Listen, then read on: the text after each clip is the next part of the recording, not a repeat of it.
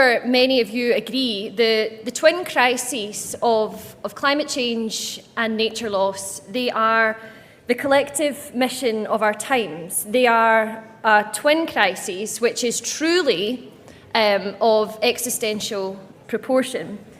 Once a seemingly distant threat, I think we would all agree that this summer, more clearly than I think ever in the past, we have seen the impacts of climate change depicted throughout the world. And in July, the UN Secretary-General Antonio Guterres, he observed that the evidence is everywhere. Humanity has unleashed destruction. And just last week, many of you will have experienced those unusual weather patterns for yourself. In Argyll and Bute, for example, we experienced a month's worth of rain in 36 hours, which damaged homes, it closed roads, it ruined crops. And similarly, if you can believe it, a summer challenge for Scotland now is managing water scarcity, which is quite unbelievable in a country like Scotland that's famous for how often it rains. But I mention this because as we begin to feel the impacts of climate change here in Scotland, we should be in no doubt that there are communities throughout the world who right now are on the front line of the impacts. Often these same communities have done little or nothing to cause the problem.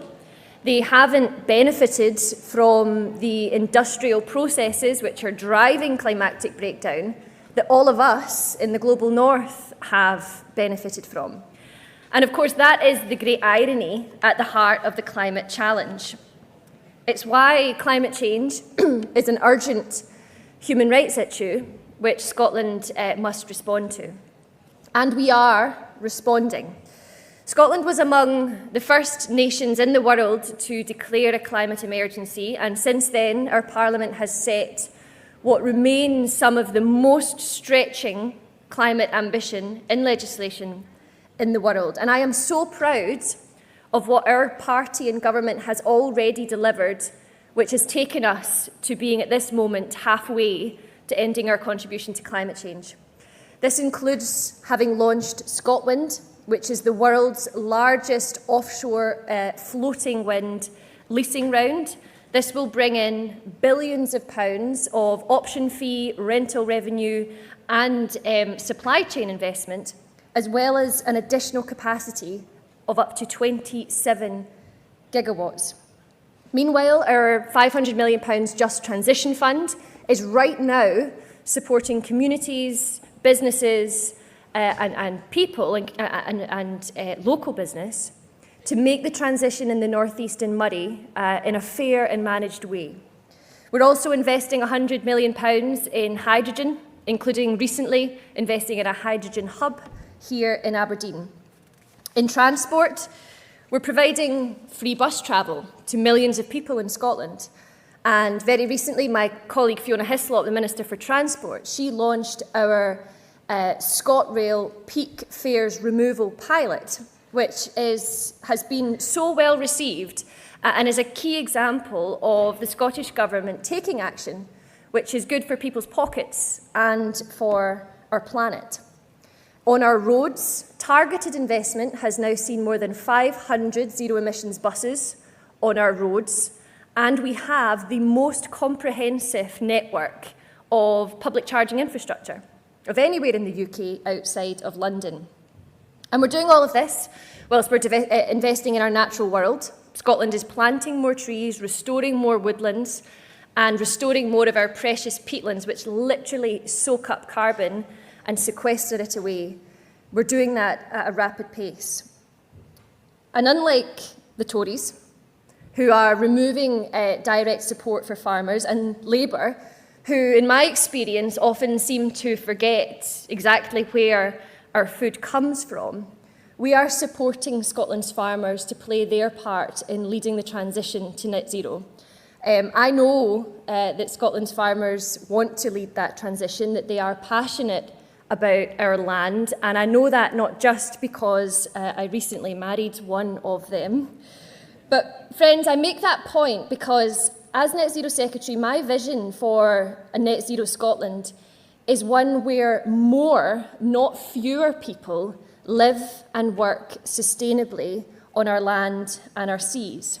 And that's why, whilst I support rewilding efforts, I actually prefer the term repeopling, because people must be part of, they must be central to the mission. And it's why I'm so excited by the land reform bill that my colleague Marie Goujon is now taking through Parliament. But friends, this is just a flavour of some of what we've already delivered together. The truth is, we are halfway to net zero. There is a great deal of work still to do. But what I hope is clear to us all is that Scotland is so well placed to lead the way in our outward-looking internationalist tradition. Because if climate breakdown and the degradation of our natural world are the global challenges of our time, then Scotland has so much to offer by way of solution. But we have a choice. We can choose to be the renewables powerhouse of Europe. We can choose to deliver that just transition for our oil and gas sector. We can choose to embrace the future of an economy that is fair, that is green, and that is growing.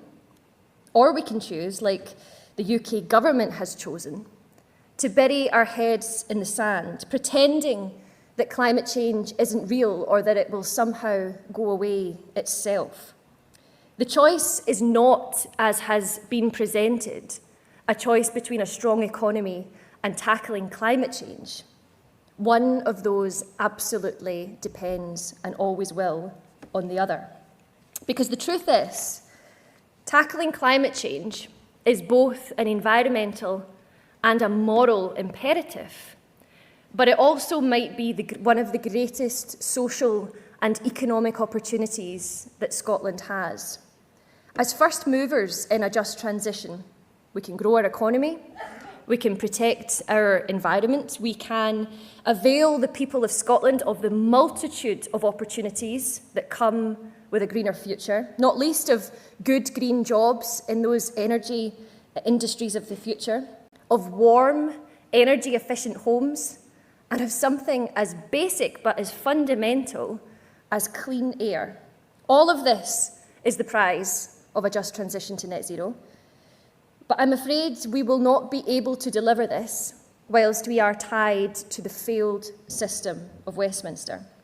In recent weeks, Rishi Sunak has rolled back on some of the key pledges on net zero.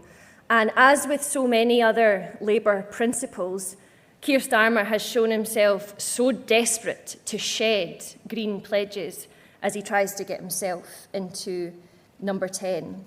What we are seeing from the Tories and from Labour is not climate ambition, it is climate complacency. And that complacency is not only hampering progress on this global vital mission, it is also depriving Scotland of the economic opportunities of net zero. Because just as successive UK governments of all colours have squandered Scotland's oil wealth and the billions of pounds, the hundreds of billions of pounds that have flowed from the North Sea and from this city to the UK Treasury, they now seem intent on squandering the opportunity, the economic opportunity that we now face of leading the way to net zero.